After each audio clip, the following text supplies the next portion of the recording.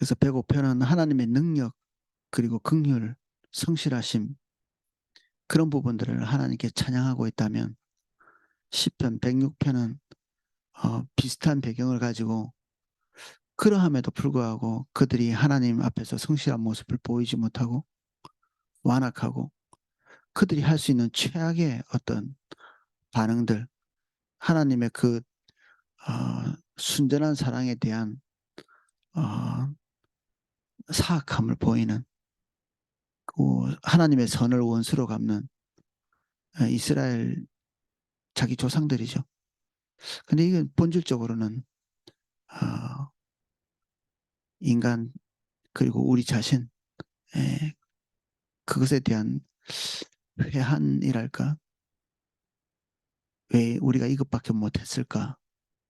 우리는 더 잘했어야 했는데 왜 더 온전하지 못했을까? 이게 총 두 마디로 나눠져 있다고 볼 수 있습니다. 하나는 출애굽할 때의 그런 사건들 그리고 어, 뒤후반부에 가서는 그들이 가나안 땅 안에 들어와서 그 이후에 하나님께서 그들에게 주신 모든 은혜와 축복들을 다 뒤집어 엎어버리는 그래서 결국 포로로 끌려가 그들이 행한 것에 합당한 어떤 징벌적 차원에서의 하나님의 유기를 경험하는 결국 이스라엘 백성들에게서 출처한 것은 아니지만 하나님의 구원, 긍휼 그것을 다시 회복하는 이 전체적인 내용이 그렇습니다. 한번 가나안 땅에 들어가기 전까지 그들이 가지고 있었던 완악한 모습 그걸로 끝난 게 아니라 그 뒤에 가나안 땅 안에 들어가서 그들이 하나님 앞에서 보였던 그런 태도와 자세 한 두 번 정도 중대 실패를 했다고 볼 수 있는데 그러면 그 다음은 그들이 성공할 것인가 그런 것에 대한 가능성은 지금 읽어보면 알겠지만 없습니다. 인간은 끝까지 선하지 않고 그 선하지 않는 인간에 대해서 하나님께서 전적인 긍휼로 대하시는 시편 106편입니다. 할렐루야 여호와께 감사하라 그는 선하시며 그 인자하심이 영원하미로다. 누가 능히 여호와의 권능을 다 말하며 주께서 받으실 찬양을 다 선포하랴. 정의를 지키는 자들과 항상 공의를 행하는 자는 복이 있도다. 문제는 우리가 어떻게 가야 되는지를 다 알고 있다는 것입니다. 하나님의 은혜와 계시로 말미암아 주님이 어떤 분이신지도 알고 그분의 행하신 일도 기억하고 있고 그리고 그분이 무엇을 기대하시는지도 알고 있다는 게 슬픈 일이죠. 몰라서 못 가는 게 아니라 알지만 가지 못하는 이미 다 알고 있는 여호와여 주의 백성에게 베푸시는 은혜로 나를 기억하게 하시며 주의 구원으로 나를 돌보사 내가 주의 택하신 자가 형통함을 보고 주의 나라와 나라의 기쁨을 나누어 가지게 하사 주의 요산을 자랑하게 하소서. 하나님의 특별한 목적이 그들을 인도하고 있음에 대한 인식을 하고 있습니다. 시편 기자가. 우리가 우리의 조상들처럼 범죄하여 사악을 행하여 악을 지었나이다. 아마도 이 시편 기자는 포로로 잡혀간 다음에 다시 돌아온 그 시점 어디에서 이 시를 쓰고 있을 거거든요. 그들이 왜 이렇게 끌려가서 포로로 고통받고 다시 돌아오게 됐는지 우리 시편 105편은 그 과정 안에 있었던 하나님의 신실함에 대해서 노래했다면 지금 이 시편 기자는 왜 우리가 이러한 과정, 고통스러운 과정을 반복해서 겪을 수밖에 없었을까에 주목하고 있습니다. 그래서 먼 과거를 살펴보는 거죠.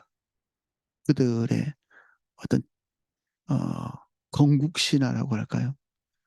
건국신화. 세상의 모든 건국신화들은 아,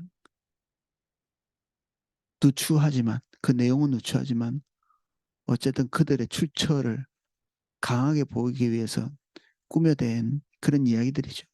우리나라 건국신화도 비슷하고 우리가 다른 민족보다 더 얼마나 우월한가 뭐 그런 것들을 과시하고 싶은 욕망이 그 안에 다 들어가 있는 건데 이스라엘의 그 건국신화는 그들의 누추한 출발에 대해서 이야기하죠. 그들의 누추한 출발. 그들이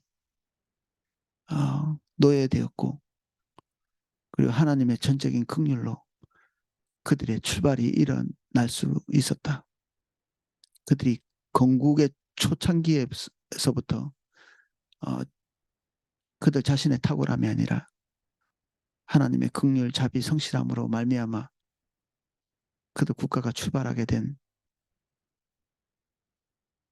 그리고 동시에 그들은 하나님 앞에서 자격 없는 모습, 부끄럽고 수치스럽고 그 뻔뻔한 모습들을 그들의 건국 신화가 그들을 고발하는 거죠. 그래서 이 건국 신화만 들으면 신화는 아니죠. 신화는 사실은 없었던 이야기를 꾸며댄 이야기인데 건국 역사죠. 실제로 그들이 그렇게 했기 때문에 첫 출발할 때부터 범죄하고 완악하고 고집부리는 그들 조상 때부터 그 뭐 사람들은 자기의 탁월함을 자랑하려고 내가 뭐 누구의 6, 7대, 8대, 뭐 10대 손이다 뭐 이런 얘기를 하는데 지금 이 이야기의 출발은 나는 출발부터 썩었어라는 거죠. 우리는 우리 조상 때부터 범죄한 자고 완악한 자고 심판받은 자고 그로부터 출발한 내가 여기 있다는 거죠. 우리가 우리 조상들처럼 범죄하여 사악을 행하며 악을 지었나이다. 우리의 조상들이 애굽에 있을 때 주의 기한 일을 깨닫지 못하며 주의 크신 인자를 기억하지 아니하고 바다 곧 홍해에서 거역하였도다. 어느 시점에 그들이 하나님을 분노케 했는지 그들은 잘 알고 있습니다. 그리고 낱낱이 기억하고 있습니다. 하나님의 은혜로 말미암아 그럴 수도 있고 그들이 이미 그 세월을 지나왔기 때문에 반추하고 있는 모습이기도 하고 우리는 과거의 잘못에 대해서는 잘 알거든요. 지금 현재와 앞으로 달려갈 길에 대해서 잘 안 보일 뿐이지. 그러나 여호와께서는 자기의 이름을 위하여 그들을 구원하셨으니 그의 큰 권능을 만인이 알게 하려 하심이로다. 그들 향한 하나님의 자비가 살아있다면 온 세상에 하나님의 자비를 받지 못할 자는 아무도 없다. 뭐 그런 얘기 비슷하죠. 첫 출발부터 우리는 망했고 첫 출발부터 하나님의 관용이 없으면 우리는 지탱할 수 없는 존재들이었어. 이 얘기를 하는 겁니다. 이에 홍해를 꾸짖으시니 곧 마르니 그들을 인도하여 바다를 건너가기를 마치 광야를 지나간 같게 하사 그들을 그 미워하는 자의 손에서 구원하시며 그 원수의 손에서 구원하시고 그들의 대적을 물로 덮으심에 그들 중 하나도 살아남지 못하였도다. 이에 그들이 그의 말씀을 믿고 그를 찬양하는 노래를 불렀도다. 하나님께서 행하신 이 어마어마한 일들을 기억하고 있고 그들이 그 위대함 그리고 하나님의 큰 기적에 대해서 13절 같이 반응합니다. 처음에는 찬양하고 주님 높이고 그들의 구원에 대해서 집중하고 있지만 대단히 자기중심적인 그리고 그 한 발 뒤에는 부끄러운 것들이 다시 나타납니다. 그러나 그들은 그가 행하신 일을 곧 잊어버리며 그의 가르침을 기다리지 아니하고 광야에서 욕심을 크게 내며 사막에서 하나님을 시험하였도다. 그러므로 여호와께서는 그들이 요구한 것을 그들에게 주셨을지라도 그들의 영혼은 쇠약하게 하셨도다. 이전 성경은 파리하게 되었다는 무서운 표현을 좀 썼는데 이게 쇠약하게라고 하니까 좀 부드러워진 것 같습니다.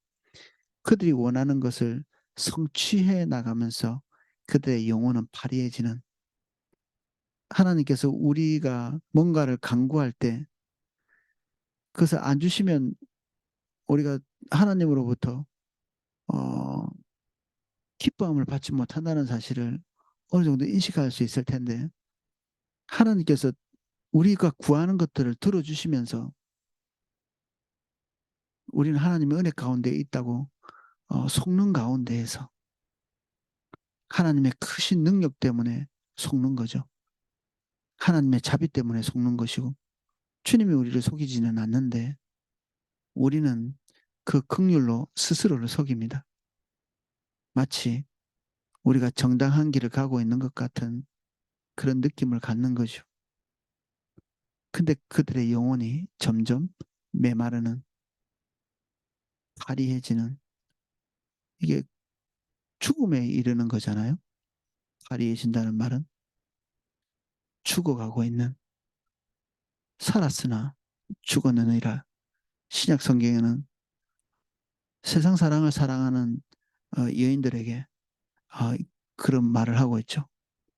분명히 살아있고 그리고 주님 안에 있는 것 같은데 죽은 자나 마찬가지인 그런 처지에 들어가는, 주님을 사랑하는 데서 이탈하고 그들 중심적인 생의 목표를 가지고 있는 그런 경우에는 살아있는 것 같으나 죽은, 이 파리에서 죽어져가는 이 사람들도 주님이 그들을 어떻게 인도하고 계시는지, 왜 인도하시는지, 그들에게 일어나고 있는 이 사건들이 무엇을 말하는지 이해함이 없는 거죠. 지금 그들은 하나님과 그들 사이에 일어나고 있는 그 밀당 같은 이런 일이 앞으로 어디로 가기 위한 것인지에 대한 이해가 없는 것입니다.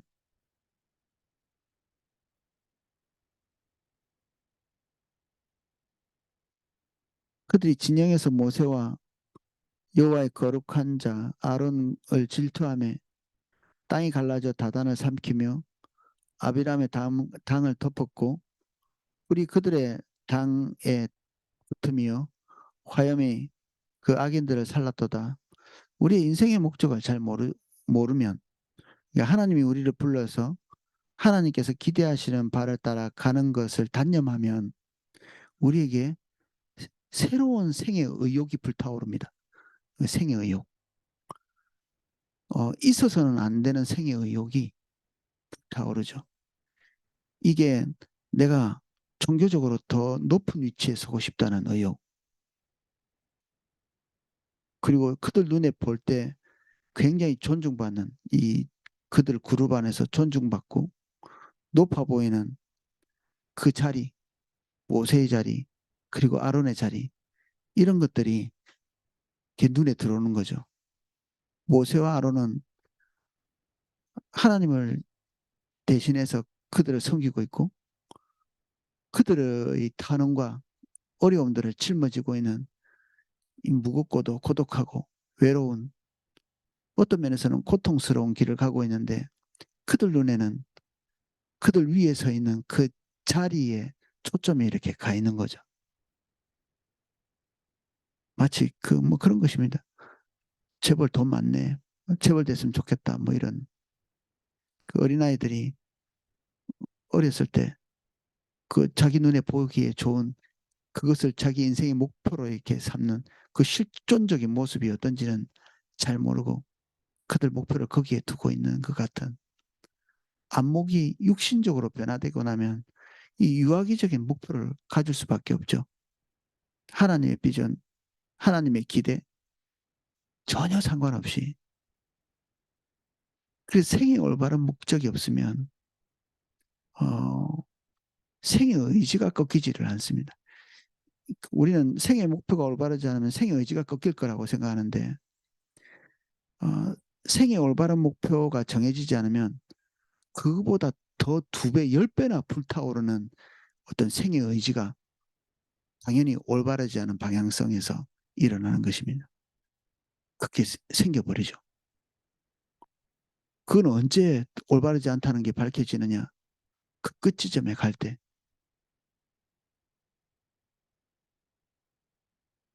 그래서 인생을 다 불태우고 나서야 그들의 길이 잘못됐다는 것을 아는,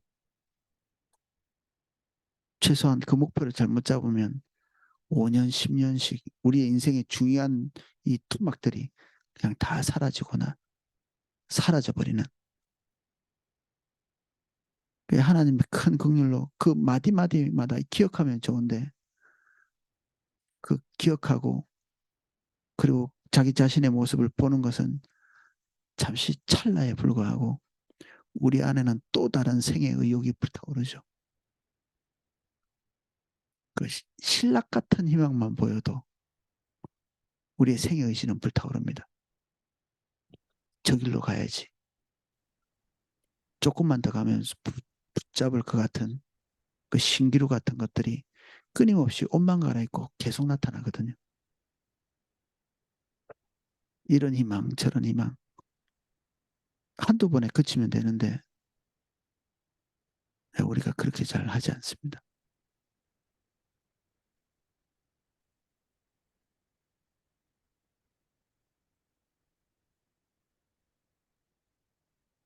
그래서 하나님의 분노가 폭발하는, 그래서 그들의 삶 안에 가시적으로 나타난 징벌들, 그리고 거기에 한 발 더 나가서 19절입니다. 그들이 호렙에서 송아지를 만들고 부어 만든 우상을 경배하며 자기 영광을 풀먹는 소의 형상으로 바꾸었도다. 어리석지만 세상의 모든 사람들이 가지고 있는 염원을 가지고 와서 구체화시키는 것입니다. 소는 소가 아니고 소가 가져다 주는 경제력, 경제력 뒤에 있는 영향력, 그것을 다 상징하는 것입니다. 고대 사람들도 바보가 아닌 다음에야 어, 소 자체를 섬기지는 않죠. 소로 형상화된 번영, 경제적 이득, 이런 것들을 감안하고 있죠. 그리고 그것은 종교적인 형태를 띠고 있습니다. 애굽에서 큰 일을 행하신 그의 구원자 하나님을 그들이 잊었나니 그는 함의 땅에서 기사와 홍해에서 놀랄만한 일을 행하신 이로다. 우리가 처음 구원받을 때 주님과의 감격, 이런 것들을 알고 있고 그리고 기억하고 있고, 근데 거기서 나와서 우리가 다시 이집트 사람처럼 사는 거죠. 그렇게 살지 않도록 새 목표를 주셔서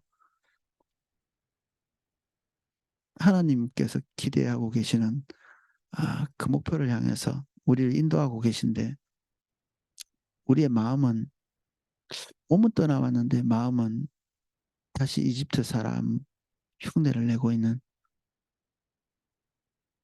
그런 상황입니다.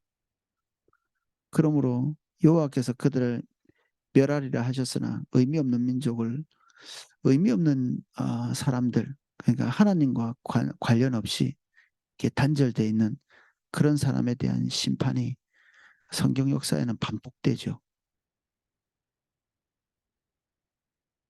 하나님께서 교정이 불가능하다고 판단하시는 그런 경우들입니다.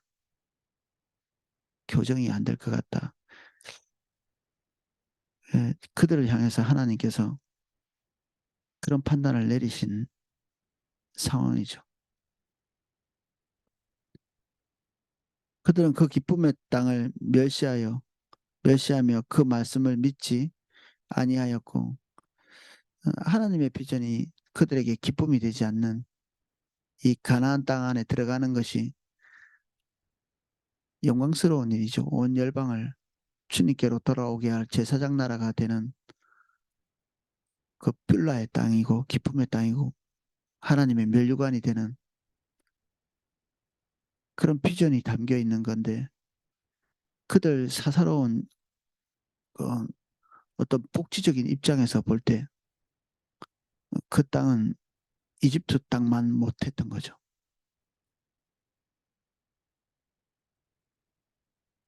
실제로 그랬습니다. 그래서 하나님께서 우리를 인도하시는 그 지점은 낙원은 아닙니다. 에덴 동산도 아니고 주님과 함께 동행하는 아, 그 과정에서 유일하게 우리에게 형통을 주는 그러한 종류의 땅이죠. 따놓은 당상이라는 얘기가 있는데 우리에게 이미 들어와서 앞으로 우리가 어떤 행동을 하든지 우리의 삶의 안정을 보장해주는 그런 종류의 축복은 주님으로부터 오지 않습니다. 사실 그런 축복이 온다면 우리에겐 재앙이죠. 그것들을 얻고 주님을 잃을 테니.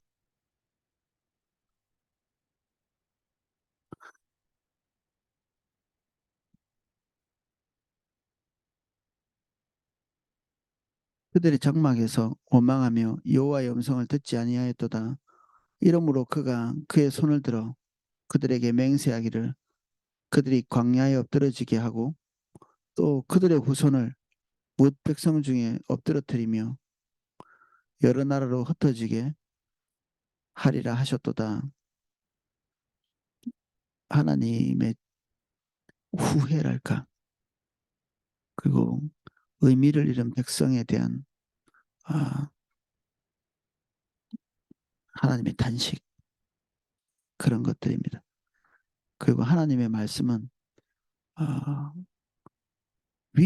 위협이라기보다는 그 말씀 그대로 이루어질 아, 아직은 일어나지 않은 역사죠. 그래서 하나님께서 이렇게 작정하셨으면 그들의 운명이 그렇게 결정된 것입니다. 망할 길로 갈 것들이. 그들이 또 부월의 바알과 연합하여 죽은 자에게 제사한 음식을 먹어서 그 행위로 주를 경노하게 하므로 재앙이 그들 중에 크게 유행하게 하였도다. 앞집 뒷집 다 똑같이 가기 때문에 그 안에서도 안정감을 누립니다. 우리만 주의 길로 안 가면 불안할 텐데 우리 주변에 있는 모든 사람들이 자기 중심적인 길을 가기 때문에 덜 불안한 거죠.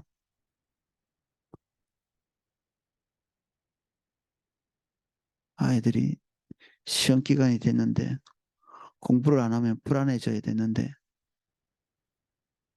뭐 전 그 학급의 학생들이 다 공부를 안 하면 불안하듯이 우리 주변에서는 분발해서 주님 따라가는 사람보다 주저앉아 있는 사람이 많기 때문에 그들과 같이 그냥 계속 주저앉아 있는 그리고 관심사가 자기중심적인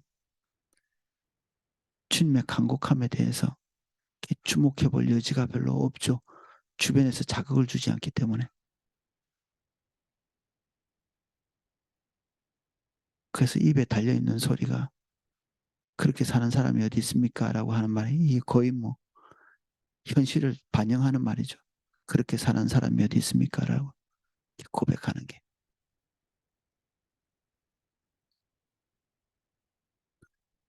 그 행위로 주를 경노하게 함으로써 재앙이 그들 중에 크게 유행하였도다. 그때 비느하스가 일어서서 중재하니 이에 재앙이 그쳤도다. 그런 길을 가는 사람을 기분 나쁘게 하고 고통스럽게 하고 이 비느하스는 정말 잔혹한 행동을 통해서 그들을 깜짝 놀라게 만들죠. 적당선에서 뭔가 잘못 가고 있어라고 얘기한 게 아니라 그들이 가고 있는 일은 용납할 수 없어. 용납할 수 없어.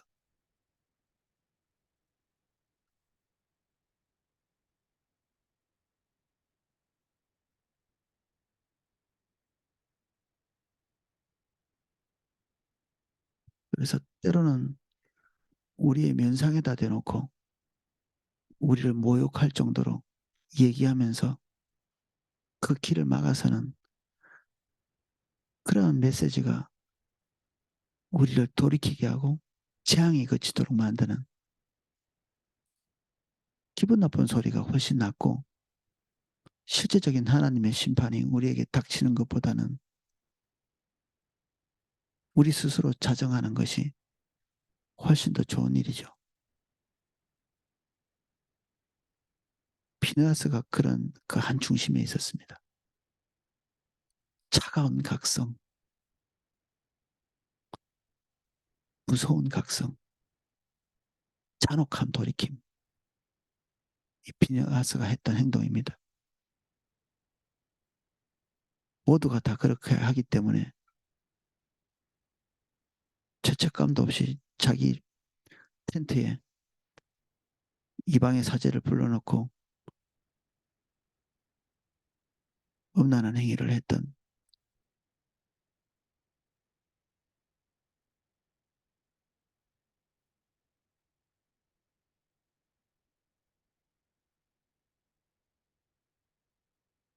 이 일이 그의 의로 인정되었으니 대대로 영원까지로다. 그들이 또 무리바물에서 여호와를 노하시게 하였으므로 그들 때문에 재난이 모세에게 이르렀나니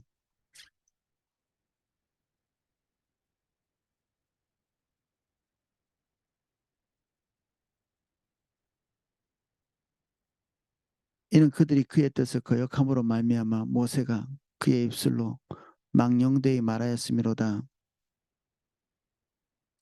그들의 가장 그 높은 기준, 그들의 눈에 보이는 그 모세조차도 옆으로 어, 비틀어지게 만드는. 그래서 이 아, 그 높은 곳에 있는 사람과 낮은 곳에 있는 사람이 서로 줄다리기를 하면 낮은 곳에 있는 사람이 이기죠. 주의 길로 가고자 하는 사람과 안 가려고 하는 사람이 줄다리기를 하면 안 가는 사람이 이길 확률이 높습니다. 모세의 길로 따라가는 게 아니라 모세가 시험에 들어서 그들의 그 불순함에 함몰돼 버리는 중재자의 모습을 잃어버리고 자기 중심적인 대로 돌아가는. 모세와 이스라엘 백성들은 다른 곳에 서 있는 것 같이 보이지만 자기 중심적인 태도와 자세를 가지는 것은 동일한. 모세는 그런 적이 별로 없었거든요. 항상 하나님 중심적이고 그분의 성품 안에 서 있었던 사람인데 이 무리바에서 자기 중심적인 분노, 이 격분 이런 것들이 솟아올라왔죠. 분명히 반대쪽에 서 있는 것 같은데 태도나 자세와 원리는 똑같은 데 서 있는 것입니다. 하나님의 것을 반영하지 않고 육신의 것을 반영한 모세의 모습, 이스라엘 백성하고 똑같죠. 그래서 이게 잘 안 보입니다. 리더들과 오이코스 지체들이 서로 반대 방향으로 서로의 의견을 피력하고 있어도 실제로 들어가 보면 육신적으로 고집 부리는 건 똑같을 수 있습니다. 반대 의견을 제시하는데도 우파와 좌파가 서로 상대방이 잘못했다고 맹렬히 비난하고 싸우는데 육신적인 삶을 목표로 하고 있다는 사실에서는 똑같기 때문에 그들이 출처가 똑같은 것입니다. 하나님으로부터 온 것이 아니라 육신에서 온. 그래서 반대처럼 보이지만 같은. 이것은 마치 영적인 우월감과 영적인 열등감이 같은 것과 똑같습니다. 영적인 우월감이나 영적인 열등감이 정반대에 있는 것 같지만 결국 육신을 의지해서 살려고 하는 태도와 자세로 볼 때 그들은 출처가 똑같죠. 그래서 우리는 서로 다른 것 같지만 결국 같은 출처를 가지고 있는 게 되게 많습니다. 다를 바가 없는.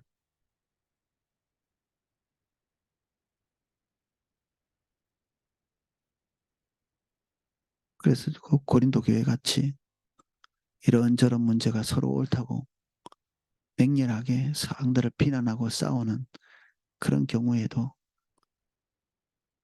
주님 떠나 있는 상태는 다 똑같은 것입니다. 다 자기 길로 가 있는 상태.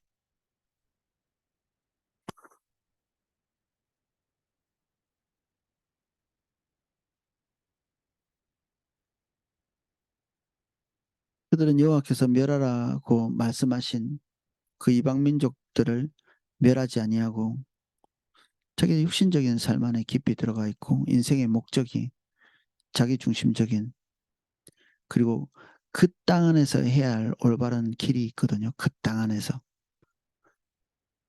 다른 땅에 있는 민족들에 대해서 어, 이런 견지를 안 가져도 될 만한 사람들이 있죠. 그 땅 안에서 해야 될 일은 어, 다른 지역에서 해야 될 어떤 자세와 태도와는 전혀 다른 영역이 있습니다. 하나님께서 우리를 보내신 곳, 그 소명의 자리는 어, 주변에 있는 사람들하고 비슷하게 행동해서는 안 되는, 결정해서는 안 되는 그런 게 있습니다. 이스라엘 백성들은 그 땅 안에서 그것을 잃고 살아가는 사람들처럼 하면 안 되고 그들을 진멸하고 그 생각과 뜻을 진멸하고 그들은 전혀 다른 종류의 삶을 살아야 되죠. 다른 결정을 하고 다른 목표를 가지고.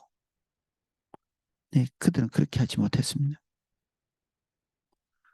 그들의 우상들을 섬김으로 그들이 그들에게 올무가 되었도다. 그것이 그들의 올무가 되었도다.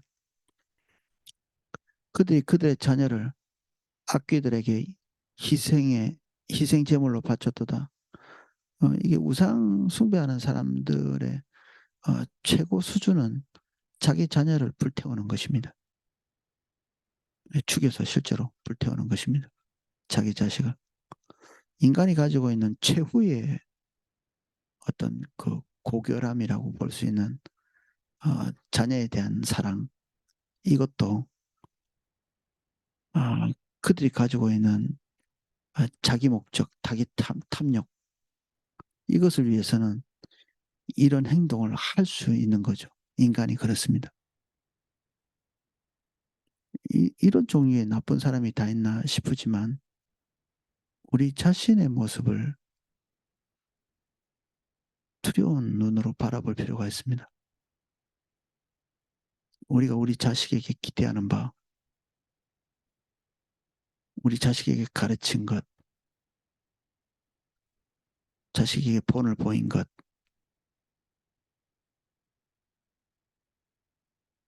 우리가 기도하는 모습을 봤을 것이고, 우리가 예배하는 예배의 목적을 봤을 것이고, 우리의 삶의 고비고비마다 결정하는 그 결정을 봤을 것인데,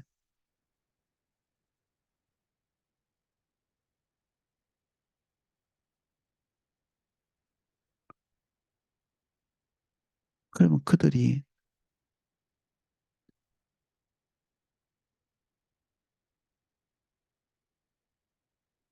우리는 그들을 사랑한다고 얘기하지만 결국 우리 부모의 탐욕 그리고 올바르지 않은 결정에 희생양이 된 경우가 많습니다. 부모의 희생양, 부모 자신의 명예를 위해서 부모의 흐뭇한 감정을 만들어줘야 되는 존재, 어떻게든 우뚝 서서 부모의 삶을 대변해주는,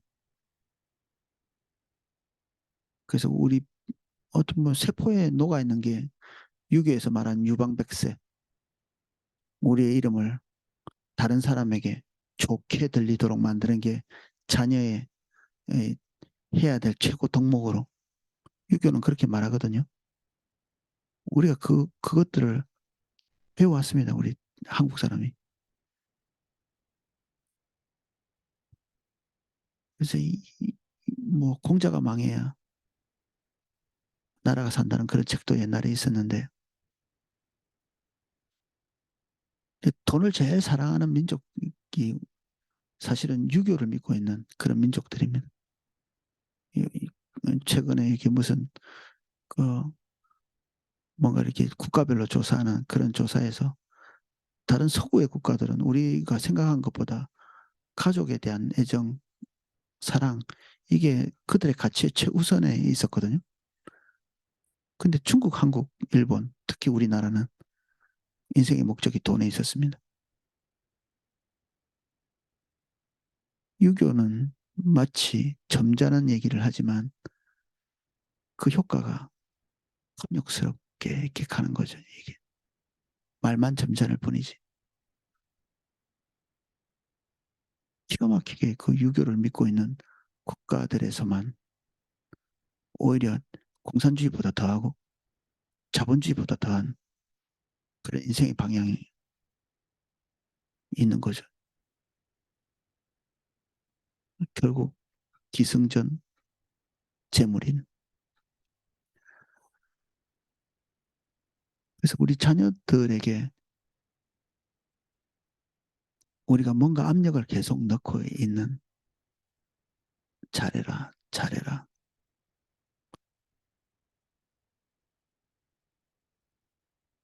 그래서 뭐 몇 번 이렇게 말씀드렸지만 우리 자식을 주의 종으로 바칩니다. 뭐 이런 소리를 하면서 주의 종이라는 말은 예수님이 십자가에 달려서 죽으신 것처럼 그리고 아브라함이 자기의 가장 큰 기쁨을 단념하고 포기하고 이삭을 하나님의 제물로 바친 것 같은 그런 의미거든요. 자녀에 대한 모든 종류의 기대를 십자가에 못 박는 것입니다. 주의 종으로 드린다는 말은 신학교 보낸다는 게 아니고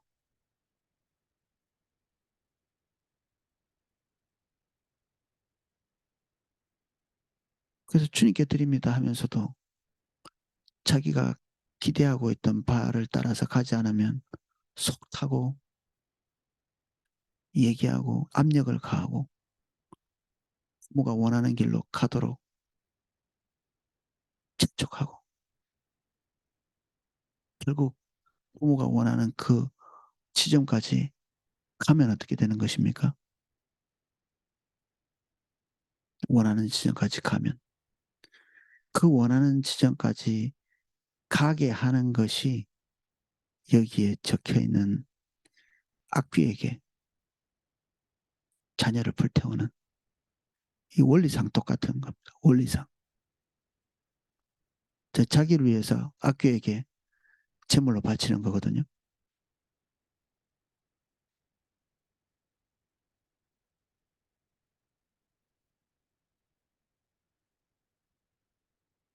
그래서 자기 중심적인 경향성을 가지고 있는 하나님 중심적이지 않은 부모가 이런 유혹에서 벗어나기는 거의 불가능합니다. 그래서 그 자녀들은 만약에 부모와 대항해서 자기 길로 가면 모르지만 부모의 자녀들은 기본적으로 부모의 기대를 채우려고 하거든요.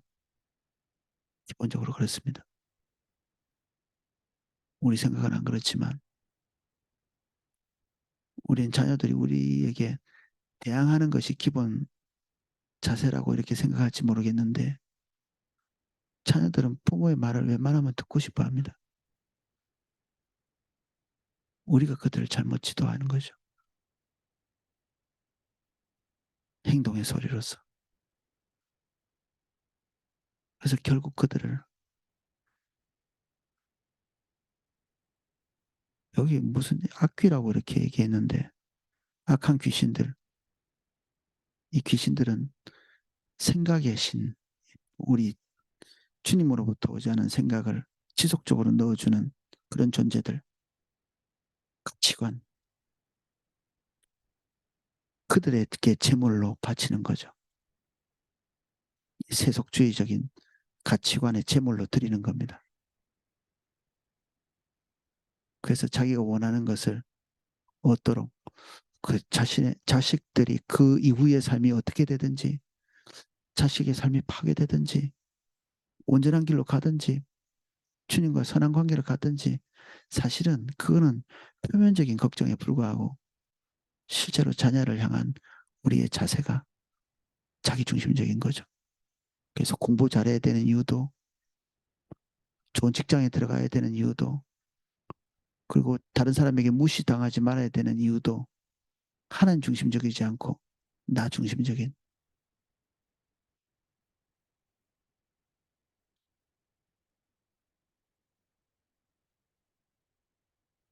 그래서 그 뭐 우상을 숭배하는 자들의 최종적 단계는 자녀들에게서 나타납니다.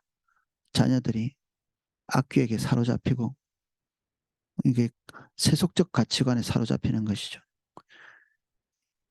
그들의 희생 제물이 되는 그 가치관으로 말미암아 그들의 삶이 나락으로 빠져 있는 거기서 벗어나지 못하는 그들의 최종적 결과가 그렇습니다. 무서운 일이지만 너무나 흔하게 봅니다. 38절. 그래서 저는 자녀를 사랑한다고 말하는 것 자체가 듣고 싶지 않습니다. 어떨 때는. 그리고 자기 자녀를 사랑하는 척하는 자녀에 대한 집념이 무서운 사람일수록 이런 것에 가깝거든요.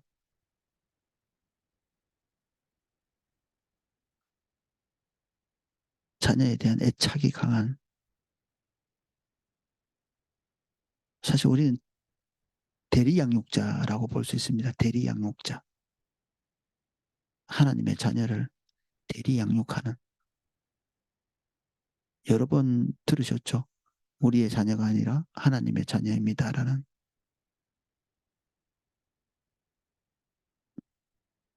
근데 우리의 집념이 우리를 말해줍니다. 우리의 애착이 우리를 말해주고 이런 말도 우리 흔히 씁니다.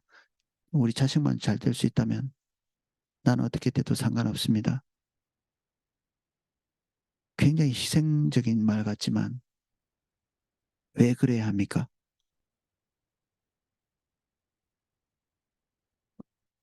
나의 분신이거든요. 나의 분신. 자녀는 남이 아닙니다. 나의 또 다른 모습이죠. 나는 이 땅에서 죽지만 이 땅에 남아서 나의 생명을 영속해 줄 그런 존재죠. 자녀는 나입니다. 나. 그래서 잘 돼야 되는 거죠. 자신이 내려지지 않는 제일 끝 지점에 자녀에 대한 세속적 염원이 있습니다.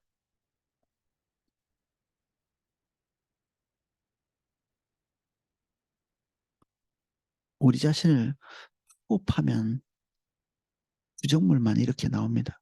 자, 안 보고 덮어놓으면 마음이 편한데 인간이 어떤지 이렇게 뚜껑을 열어서 보기 시작하면 선해 보이는 것도 뚜껑을 열면 하고 썩어 있는 것들이 성경에서 고발하고 있는 것처럼 만물보다 더 부패한 것이 인간의 마음이다.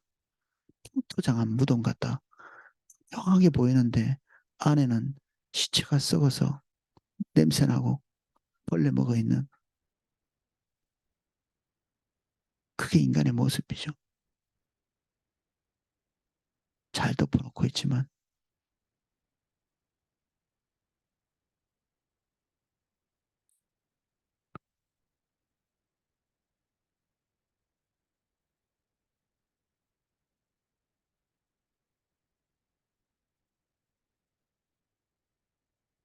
무지한 피, 곧 그들의 자녀의 피를 흘려 가나안의 우상들에게 제사함으로 그 땅의 피로 더러워졌도다. 가나안의 우상들은 가나안의 가치관입니다.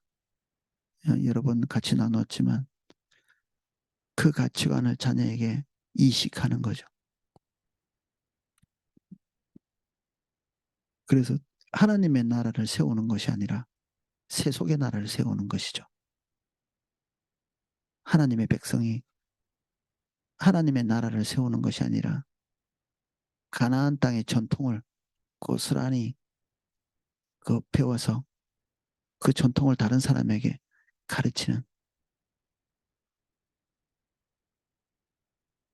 그래서 종교적인 것들은 벗어날 수 없으니까 우리는 이런 얘기를 하기 쉽습니다. 예수 믿으면 복 받을 거야. 뭐 이런 식의 섞여 있는 종교적인 것도 섞여 있고 가나안에 있는 가치관도 고스란히 받아들일 수 있는 그런 기가 막힌 콜라보죠.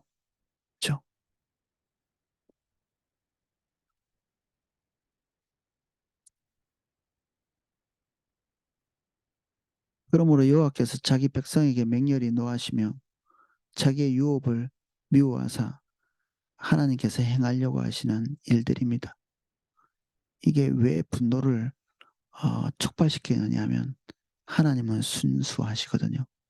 그분의 사랑이 순수하십니다. 순수한 사랑을 이런 가치관으로 짓밟는 거죠.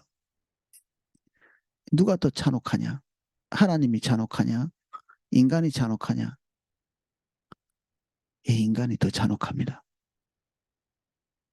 하나님과의 사랑의 관계에서 하나님이 잔인하시냐? 그래서 심판을 내리시느냐?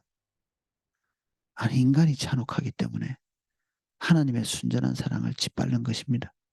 자기 탐욕으로. 몇 번 소개해드렸는데 우리의 고난은 우리의 죄악보다 가볍습니다. 고속도로에 가면 아마 지금도 큰 간판으로 어떤 교회에 그 포스터가 붙어 있습니다.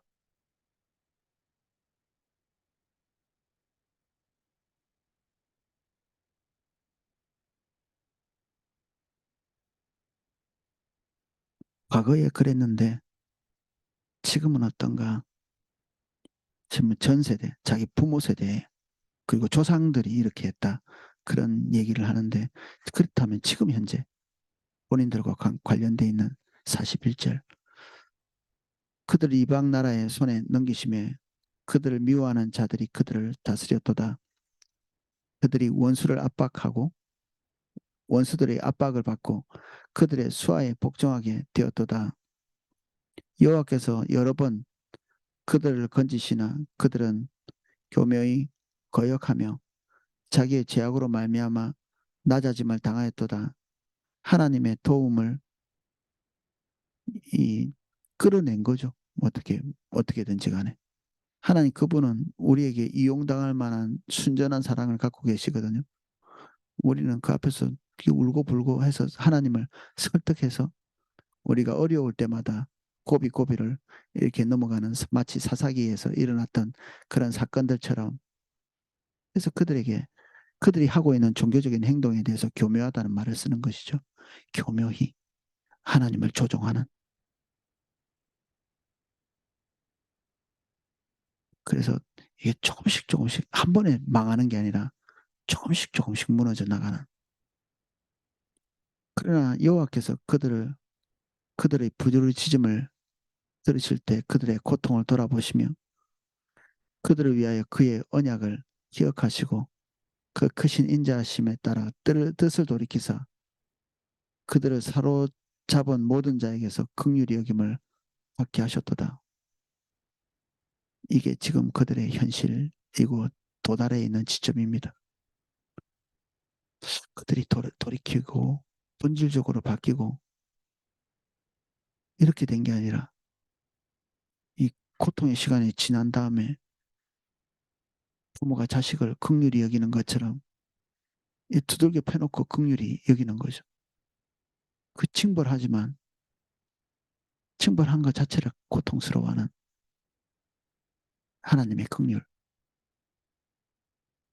70년 동안 그들이 이방민족에게 압제를 당하면서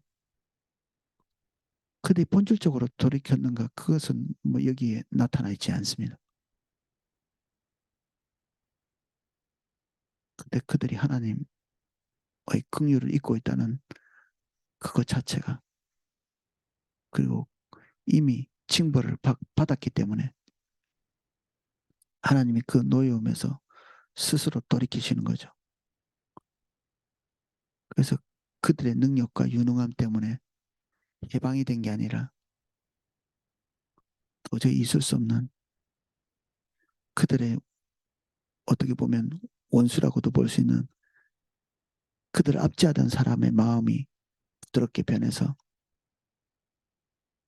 그들이 해방될 수 있게 만드는 그런 일들을 하나님께서 하셨습니다. 여호와 우리 하나님이여 우리를 구원하사 여러 나라로부터 모으시고 우리가 주의 거룩하신 이름을 감사하며 주의 영예를 찬양하게 하소서. 여호와 이스라엘 하나님을 영원부터 영원까지 찬양할지어다. 모든 백성들아 아멘 할지어다. 할렐루야. 시편 106편은 자기 민족 그리고 멀리 있는 민족 그 조상 그리고 근거리에 있는 조상 그리고 지금 현재 자기 자신들의 내부에 있는 악들을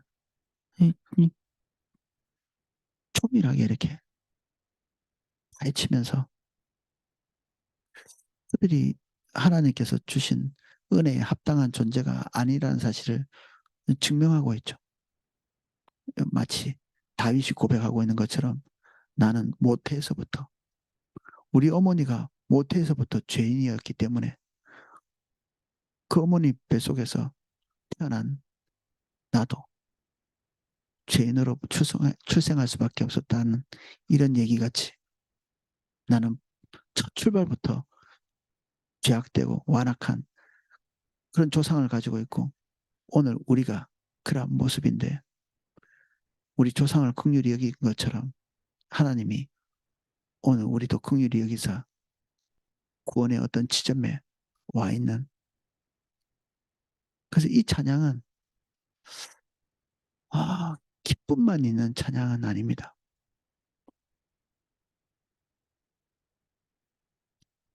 기쁘지만 다행스럽지만 그들의 운명을 선하게 인도하신 하나님께 당연히 드려야 할 찬양이지만 이 속에는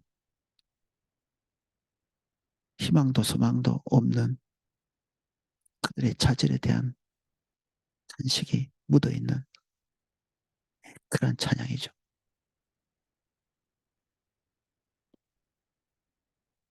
프로 주님을 높여야 되지만 그 안에는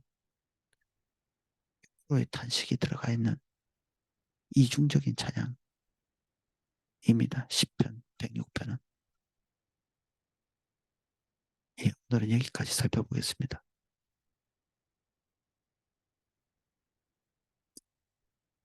선한 것 하나 없다는 찬양의 가사같이 우리는 우리의 출처부터 지금 현재의 모습까지 선한 것 하나 없습니다.